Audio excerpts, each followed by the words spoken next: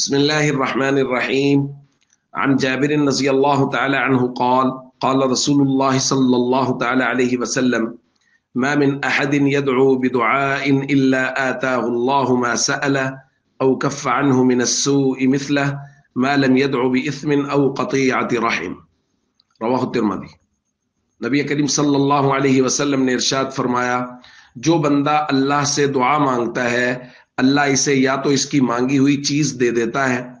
یا اس دعا کے نتیجے میں اس دعا کی مثل اس پر آئی ہوئی برائی اور مصیبت کو دور کر دیتا ہے جب تک کہ اس بندے نے کسی گناہ یا قطع رحمی یعنی رشتہ داروں سے ناتا توڑنے کی دعا نہ کی ہو۔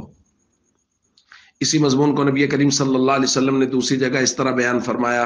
ما من رجل يدعو اللہ بدعاء الا استجیب لہ، کوئی بندہ بھی جب اللہ سے کوئی بھی دعا کرتا ہے اللہ اس دعا کو ضرور بضرور قبول کرتا ہے۔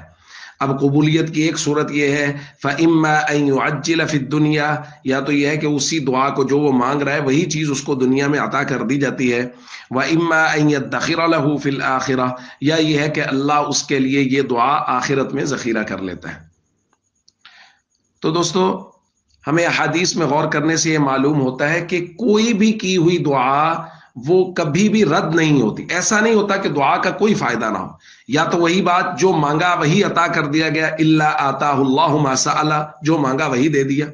دوسری صورت دعا کی قبولیت کی یہ ہے او کف عنہ من السوء مثلہ، جو مانگا ہے اس کی مثل کوئی برائی آنے والی تھی، کوئی بیماری، کوئی تکلیف، کوئی ایسی ایکسیڈنٹ کی صورت، خدا نہ خواستہ کوئی، تو اس کو دور کر دیا اس دعا کے بدلے میں۔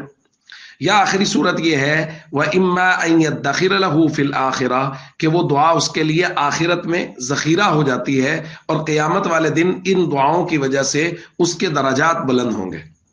تو ہر صورت میں دعا فائدہ مند ہی فائدہ مند ہے۔ اپنی عاجزی اور انکساری اللہ کے سامنے رکھیں، آہوزاری کے ساتھ اللہ سے دعا مانگے اور اس یقین کے ساتھ مانگے کہ جب دعا کے لیے ہاتھ اٹھیں گے وہ کبھی بھی خالی واپس نہیں لوٹیں گے، یا تو وہی ملے گا جو مانگا یا اس کے بدلے میں کوئی تکلیف مصیبت دور ہوگی، نہیں تو یہ سب سے اچھی بات یہ ہے کہ وہ دعا ہمارے لیے آخرت میں ذخیرہ ہو جائے گی۔